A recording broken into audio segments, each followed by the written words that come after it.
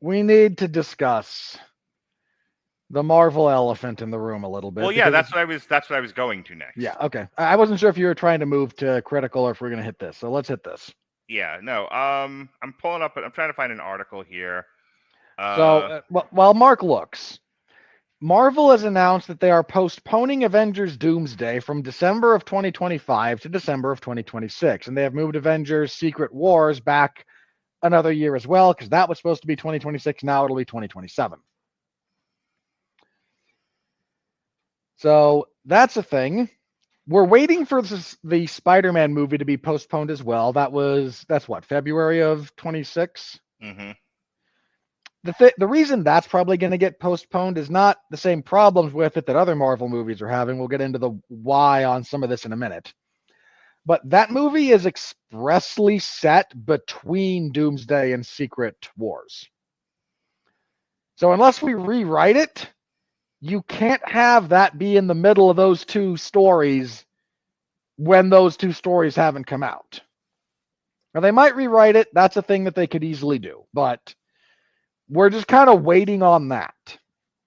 Now, if that happens, which I don't think is an unfair assumption, it will be something like 17 months from Fantastic Four to Avengers Doomsday without a Marvel movie, which is the longest gap in a Marvel movie since I think right after Iron Man, the original.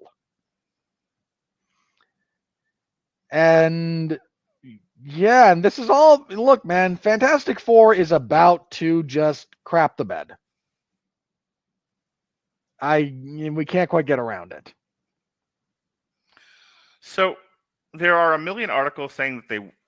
Hang on, I may have found the Variety article. So from Variety, Avengers delayed. Marvel pushes Doomsday and Secret Wars to December 2026 and 2027. Mind you, a lot got switched around with Disney. Like this was the big headline, but they scrapped or pushed off a lot of stuff.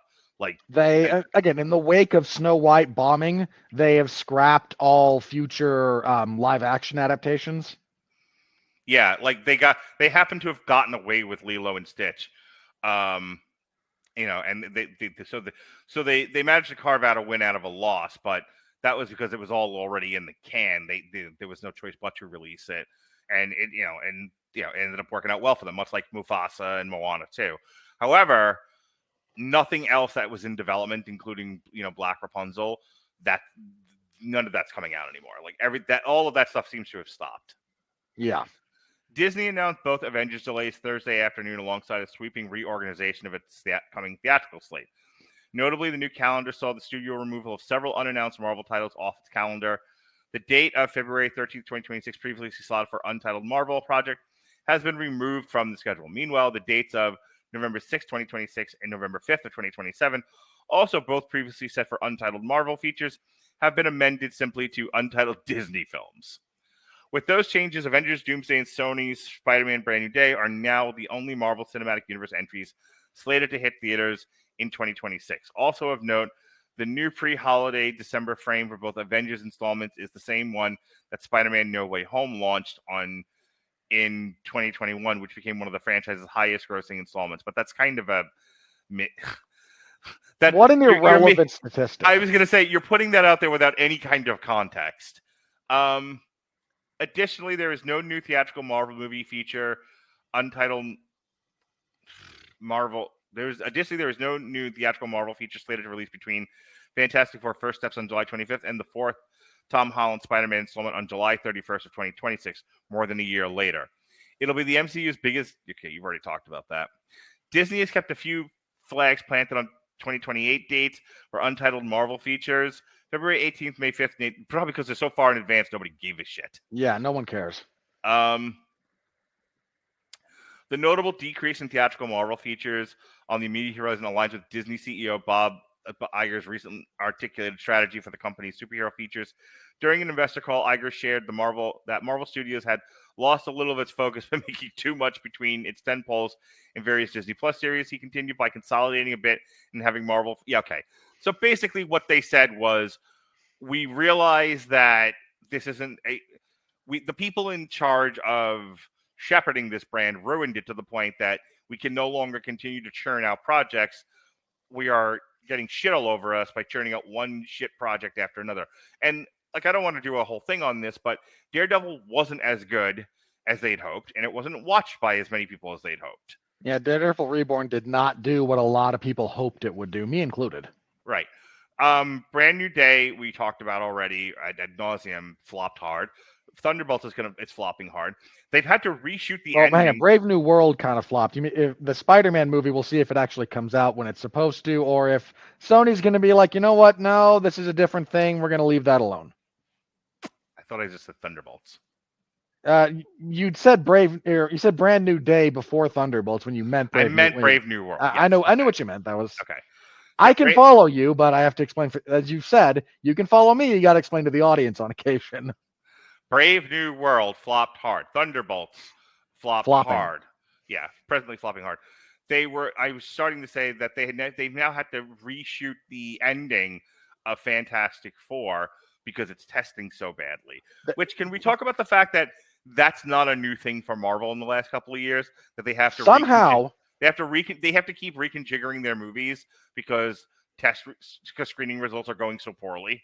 Somehow, 4 weeks out from this movie releasing wide into theaters, you call Pedro Pascal and Vanessa Kirby and everybody else and go, get your asses back here, or the puppy gets it, and we got to fix this. And Vanessa Kirby shows up and goes, but I shaved my head for this other role. And they go, no matter, we'll put a wig on it. And somewhere out there, Kate Mara can feel a disturbance in the Force. Dude, okay, I half stole that because the Critical Drinker put out a video not too long ago that was, the Fantastic Four seems to be this weird death sentence for movie studios. Because you had the studio that bought the rights to the Fantastic Four originally. Right. And then tried to get the Roger Corman movie made so they could go, hey, see, we're doing something with it. We get to keep it. Which didn't really work. And then Fox gets them.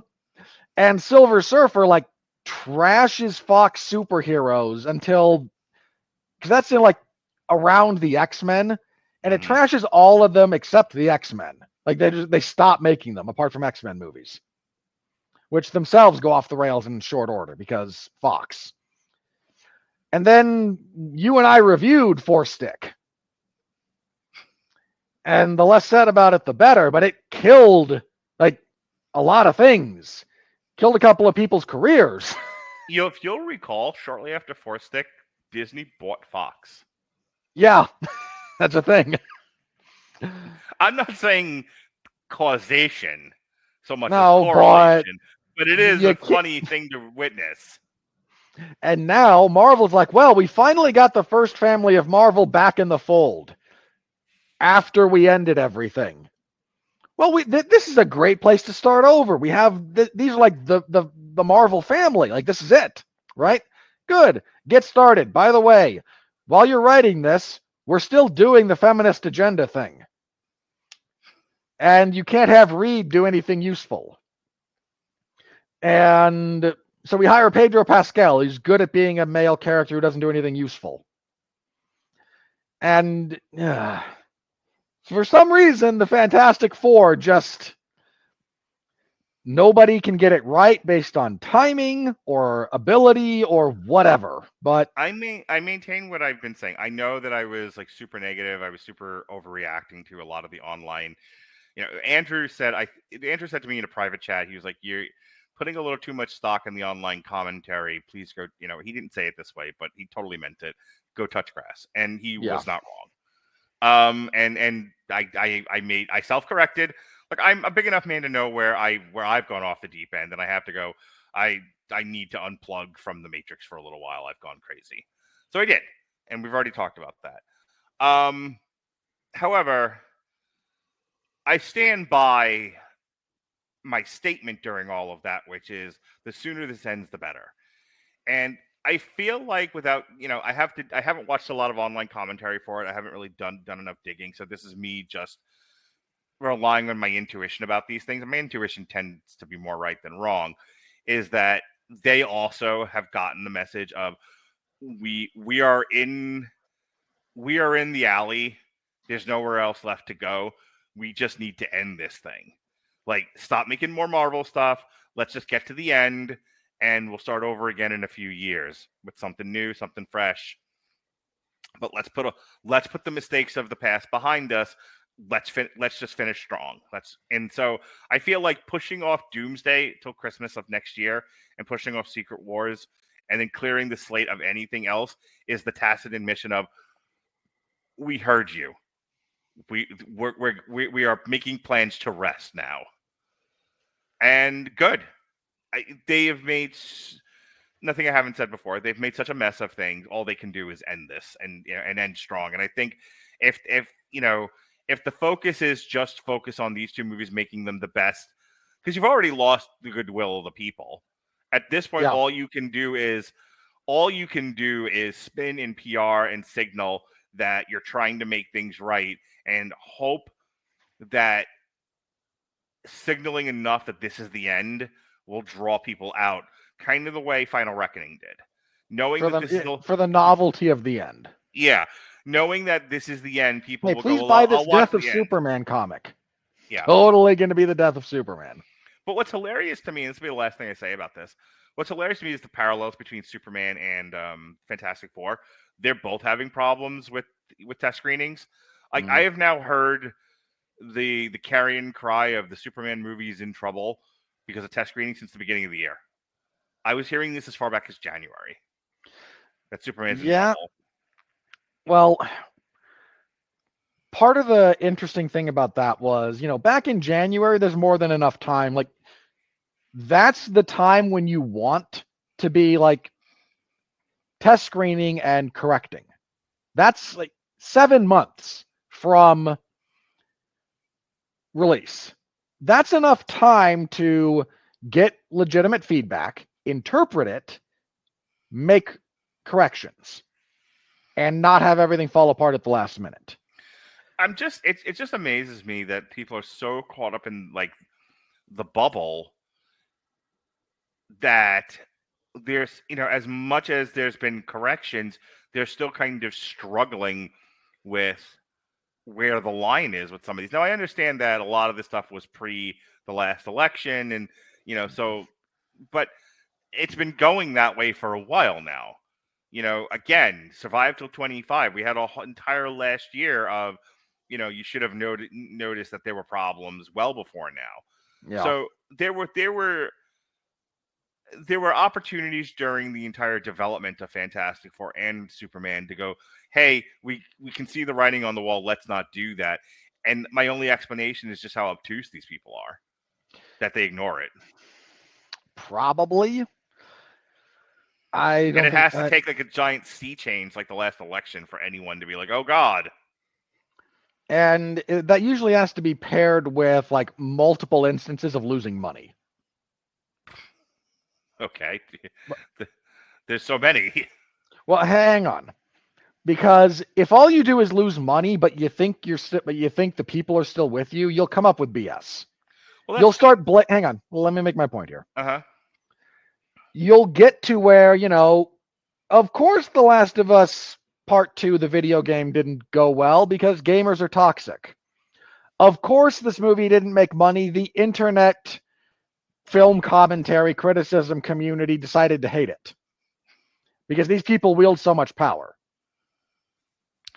So you lie to yourself about you can lie to yourself about a big thing like an election, or you can lie to yourself about money. This is one of those things. You can't lie to yourself about both. So let's just talk about 2023 and specifically related to Superman. Shazam! Fury of the Gods had a budget of... Make sure I'm looking in the right column for this. Yeah, but Shazam also decided that Rachel Zegler was a worthwhile casting decision. And it doesn't matter. Let's just talk numbers. $125 million budget made $134 million. That lost money. Because your statement was there has to be several instances of... And immediately I went, there were. And we can limit this discussion to just the year of our Lord 2023. All right. The Flash, $200 million budget, and that is lowballing it like you have no idea. Hang on. Here's why they won't count the Flash. If you'll let me, trying to figure out how we got to where we got to, right? Like that's kind of what we're doing here. So Shazam! Fury of the Gods, you should have taken notice because there was no reason for it to fail other than It's not a good movie. The Flash, boy, was their baggage. Like, Sure. you can't, I mean, we talked about it. Okay, this lost money. Yeah, because Ezra Klein is a Ezra Miller. radioactive. So you can explain that one away as not being a message or a writing problem. You have a lot of baggage attached to that you couldn't get rid of. So it's nobody's fault, really, apart from Ezra Klein. Miller. Okay, Miller. Yeah, you're right. Klein's the other guy. Sorry. They'll blame him too. Why not? He's a writer. He talks politics. So Blue Beetle, $104 million budget, $130 million in the theater. That bombed. Okay, hang on. Allow me to once again go with why the executives will not learn their lesson about that one. Mm-hmm. Because we shot this to be a Max series and decided to make it a movie at the last minute. So Aquaman, which its predecessor from a zillion years ago, made $1 billion and was a huge hit.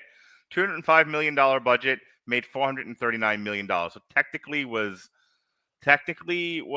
a success if you're going by double the budget, but still wildly underperforms and probably lost money because this was another delayed project. So, okay. so the entire year of 2023 was a loss for them. Okay, but but 2023 is also when they course correct. This is when they hired James Gunn. Right. So they saw all that and went, okay, this isn't working. Whatever excuses, so let's hire James Gunn. And he will fix this for us. Care to go on to 2024 and let's talk about how that started going? Well, there was nothing. Nothing except TV shows. So, well, that really started with Black Adam, but... that was 2022. Yeah. Black Adam's when that falls apart, James Gunn sort of comes in, and everything in 2023 is just, okay, this is stuff we have to get out. Yeah. So Superman is really the kickoff to the James Gunn era, but to the point that you're making, they had to look. 2024 should not have been a year in which anyone looking around is going, we can continue to do what we've been doing since 2015. Yeah. And the fact that in some cases that they did, let's make the Superman movie about Lois Lane. Let's make the Fantastic Four movie about Sue Richards. And do you people not learn? That's all I'm trying to say. You're not wrong. Yeah. All right. So with that said, my point is just these people can be deluded or insular enough that they can ignore one major point of you're an idiot. You need 2, preferably 3, to smack them in the face repeatedly. Mm-hmm. And then something might happen. So your whole argument with the development of Superman was they could explain away the poor performances of the movies I just listed. Yeah. Without acknowledging the world has changed. Minus Shazam, mm-hmm. which I think they were all kind of scratching their heads over. And maybe minus Aquaman. Again, maybe. But the rest of those, they can explain that away with any number of things to put their head in the sand and go, no, we're still doing good. No, we accept this and we're going to fix it. And Aquaman is the end of the Snyder stuff. And then Gunn will come in and will save us all. And even though most of what he's doing is still informed by so much that we were doing before and didn't work, we're going to pretend that's not a thing because James Gunn is here.